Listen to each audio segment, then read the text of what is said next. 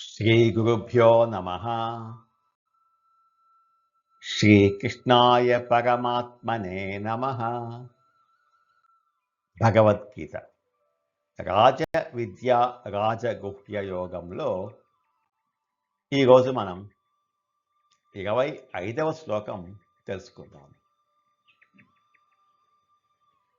ఇంతకు ముందు శ్లోకంలో శ్రీకృష్ణ పరమాత్మ అన్ని యజ్ఞాలకు భోక్తను ప్రభువును నేనే, నన్ను యథార్థంగా వారు తెలుసుకోవడం లేదు కనుకనే పునర్జన్మను పొందుతున్నారు అని బోధించారు. 25వ శ్లోకం. యాంతి దేవవ్రతా దేవాన్ పితॄన్ యాంతి పితృవ్రతాః భూతాని యాంతి భూతేజ్యాః యాంతి మద్యాజినోపి మాం. యాంతి దేవవ్రత దేవాన్ పితॄన్ యాంతి పితృవ్రతాః. దేవతలను పూజించువారు దేవతలను, పితరులను సేవించువారు పితృలోకాలను పొందుతారు.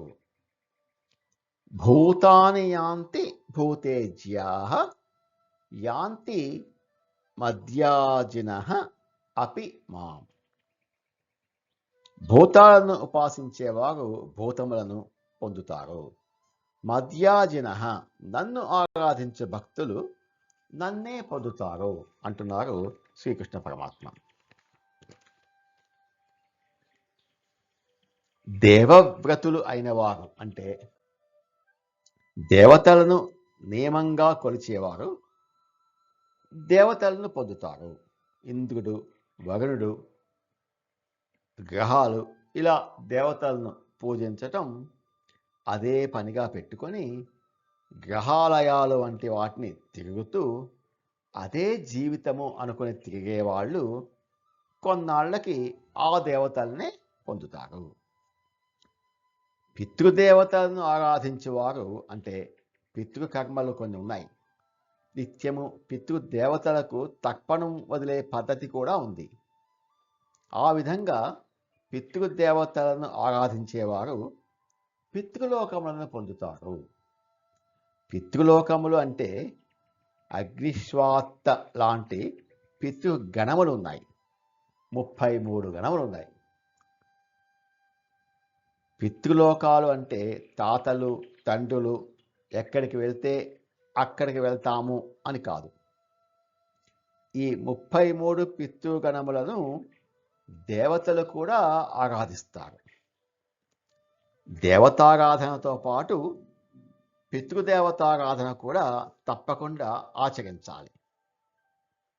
పితృదేవతారాధన దేవతారాధనతో పాటు చేస్తారు. కాకుంటే పితృదేవతారాధన మీద ప్రీతి ఎక్కువగా ఉంటుంది.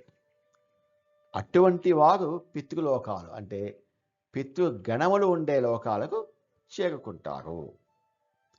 పితృలోకాలు కూడా ఊర్ధ్వలోకాలే, సుఖాన్ని అందించే లోకాలే. భూతములు ఆరాధించేవాళ్ళు భూతములు పొందుతారు. భూతములు అంటే భూత ప్రేతములు అని కాదు అర్థం. భూత ప్రేతములు ఆరాధించే వాళ్ళని క్షుద్రోపాసకులు అంటారు. అది కాదు పరమాత్మ ఇక్కడ చెప్పింది. యజ్ఞయాగాదులలో భూత బలి అని వింటుంటాం కదా, అది. భూత బలి అంటే ఏదో జంతువుని బలి ఇవ్వడం కాదు. భూత బలి అంటే భూత పూజ. ప్రపంచంలో మనుష్యులు, మనకు కనపడే జంతువులు, పక్షులు, క్రిమి కీటకాదులు ఇవే కాకుండా మన కంటితో చూడలేని మనకంటే శక్తివంతమైనవి ఎన్నో ఉన్నాయి. భూతములు అనేవి దివ్య శక్తులు.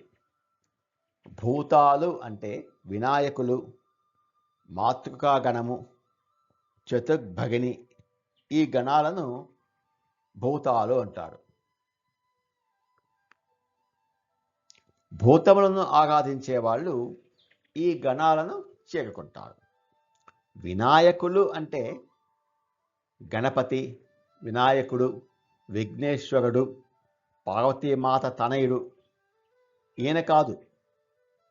ఈ వినాయకులు, నేను చెప్పిన భూతాలలో ఉన్న వినాయకులు వేరు. గణపతి, వినాయకుడు వీరు ఈశ్వర స్వరూపము. నన్ను ఉపాసించేవారు నన్నే పొందుతారు అంటున్నారు. పై దేవతలను ఆరాధిస్తున్నా కూడా పరమాత్మను ఆరాధిస్తున్నట్లుగా భావిస్తే అది పరమాత్మను ఆరాధించినట్లుగా అవుతుంది. దేవతారాధన, పితృ ఆరాధన ప్రతి ఇంట్లోనూ జరగాలి. దానివల్ల మనకు పాజిటివ్ ఎనర్జీ పెరుగుతుంది, నెగటివ్ ఎనర్జీ తగ్గుతుంది. ప్రతి ఇంట్లోనూ దేవతారాధన జరిగితే అది జగత్తుకు కూడా మంచిది. దేవతలు ప్రీతి చెంది సకాలంలో వర్షాలు కురిపిస్తారు. దేశం సుభిక్షంగా ఉంటుంది. జ్ఞాని కూడా దేవతారాధన చేయాల్సిందే. నాకు జ్ఞానం వచ్చింది అని దేవతారాధనలను నిరసించకూడదు. సాటి వాళ్లకు జ్ఞానం రాలేదు కాబట్టి దేవతారాధన చేస్తూ మిగిలిన వారికి ఆదర్శంగా నిలవాలి. దానివల్ల పాపాలు పోయి మనస్సు శుద్ధం అవుతుంది కదా. యాంతి దేవవ్రతా దేవాన్ పితॄన్ యాంతి పితృవ్రతాః భూతాని యాంతి భూతేజ్యాః యాంతి మద్యాజినోపి మాం. దేవవ్రతులు దేవతలను, పితృవ్రతులు పితరులను, భూతములను ఉపాసించేవారు భూతములను పొందుతారు. నన్ను ఉపాసించేవారు నన్నే పొందుతారు అంటున్నారు శ్రీకృష్ణ పరమాత్మ. నమో భగవతే వాసుదేవాయ. ఏతత్ ఫలం శ్రీకృష్ణార్పణమస్తు. స్వస్తి.